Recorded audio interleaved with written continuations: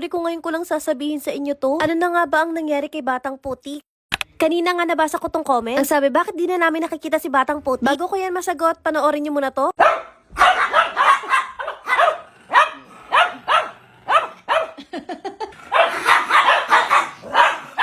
Si Batang Putik nga nag-iiba na. Nakita niyo naman siya talaga nag-i-start ng away. Tingnan niyo naman nung kakapasok niya lang dito, napakabait talaga. Ganyan nga lang siya magdama. Yun nga lang ay medyo mangat-ngat siya. Yun lang talaga ang problema sa kanya noon. Pero ngayon medyo nahirapan nga kami kasi nagiging aggressive na siya. Pero si Batang Anino hindi naman niya inaaway. Ayan, tropang-tropa pa din talaga sila. Kawawa pa nga yan kay Batang Anino. Kita niyo naman kinakagat talaga siya. Aba, hindi talaga siya uubra kay Batang Anino. Kasi hindi talaga siya titigilan ni Batang Anino asarin. Alam niyo naman ito si Tatiana talaga namang mapang-asa. Tignan niyo naman lahat talaga gagawin niya. Makuha niya lang yung plastic. At ayun, ito nga pala yung dahilan ko bakit hindi na siya napapakita. Sorry kung ngayon ko lang sinabi sa inyo. Tinrem ko nga kasi yung face niya. At ito nga ang kinalabasan. O, diba? Napaka-pogi. Isa-surprise ko lang sana kayo. At ayan nga ang itsura niya. Ano masasabi niya? I-comment niyo naman dyan sa baba kung pogi ba siya. O kailangan ko siya dalhin sa groomer para nga maayos. Nahiya kasi ako ipakita sa inyo baka nga pangit. Kaya naman hindi ko siya masyadong inilalabas. Pero mukhang nagustuhan naman niya ang gupit ni Mami. Ayoko kasi siya ipag-groom. Dahil gusto ko talaga pahabain yung buhok niya. Syempre sayang naman ko ipapag-groom natin tapos face lang yung ititrim. Dito nga kasi sa amin same lang yung price. Kapag pina-face trim mo lang siya or ipapabawas mo nga yung buong katawan niya. Kaya naman napag-isipan ko na ako na nga lang ang mag-trim. Ayan, tingnan niyo naman napakasarap ng tulog. O ayan, magsawa kayo sa pagmumukha niyang Batang Putik na yan. Hindi niyo ba siya nakita na nakaraan? Ayan, no, naka-chucky. Feel na feel niya nga itong chucky. Hindi talaga siya gumagalaw. At ayun dito nga sa pag-games natin, tingnan niyo naman na sapot-sapot pa nga siya dito. Kapag may na-upload nga ako guys na wala pa si Batang Putik, ibig sabihin nun, hindi pa nga siya kasali, no? I mean, hindi pa nga siya napupunta sa amin. Alam niyo naman na napaka-echosero din nito. Kaya kapag latest ang vlog namin talagang kasali siya, hindi pwedeng wala si Batang Putik. At ayun, tingnan niyo nga tawan-tawa kami dito sa itsura niya. Abay, grabe, akala mo talaga siya nag-asikaso dito buong araw. Tingnan niyo naman ang tulog niya.